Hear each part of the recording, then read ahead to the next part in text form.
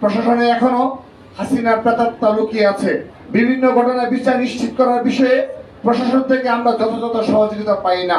বৈষম্য বিরোধী নেতারা দীর্ঘদিন ধরে ছাত্র দলের নেতাকর্মীদের নানা ধরনের হুমকি ধমকি দিয়ে আসছিল। এরই ধারাবাহিকতায় একটি পরিকল্পিত চক্রান্তের অংশ হিসাবে ছাত্র দলকে নেতৃত্ব শূন্য করা এবং ছাত্র দলকে ভয়ভীতি দেখিয়ে এবং ছাত্র দলের রাজনীতিতে সক্রিয়ভাবে অংশগ্রহণকারী শিক্ষার্থীদের মধ্যে ভীতি সঞ্চার করতে তারা নানাবিধ ষড়যন্ত্রের কৌশল অবলম্বন করেছে। এই হত্যাকাণ্ডের বিষয়ে বৈষম্য বিরোধী ছাত্র আন্দোলনের ভেরিফাইড ফেসবুক পেজ থেকে অশোভনীয় ভাষায় যে পোস্ট দেওয়া হয়েছে আমরা তার নিন্দা জানাই।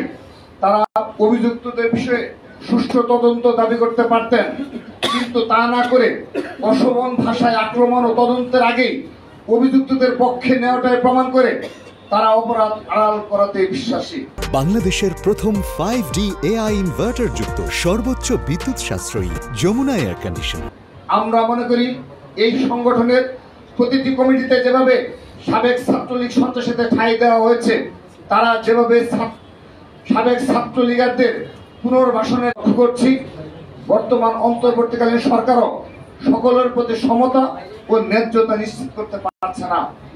বৈষম্য বিরোধী ছাত্র আন্দোলনের নেতৃবৃন্দের সাথে তারা বিভিন্ন সময়ে দফায় দফায় আলোচনা করলেও বিভিন্ন সরকারি নিয়োগগুলো এককভাবে বৈষম্য বিরোধীদের তালিকা ধরে দিলেও তারা ছাত্র দলের মতো বৃহৎ ও জুলাই আন্দোলনের সর্বাধিক শহীদদের ছাত্র সংগঠনের সাথে কখনোই আনুষ্ঠানিক বসে কোনরূপ আলোচনা করেনি।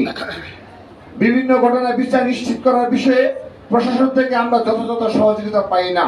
প্রশাসনে এখনো হাসিনার প্রেতাত্মা লুকিয়ে আছে, আর এদেরকে উৎসাহ আশ্রয় দিচ্ছে বৈষম্য বিরোধী ছাত্র আন্দোলনের কতিপয় নেতৃবৃন্দ।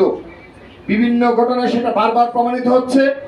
আমরা আবারও এই নির্মম হত্যাকাণ্ডের পরিকল্পনাকারী, ইন্ধনদাতা, হুকুমদাতা এবং হামলাকারী সন্ত্রাসীদের অবিলম্বে গ্রেপ্তার ও দৃষ্টান্তমূলক শাস্তির দাবি জানাচ্ছি।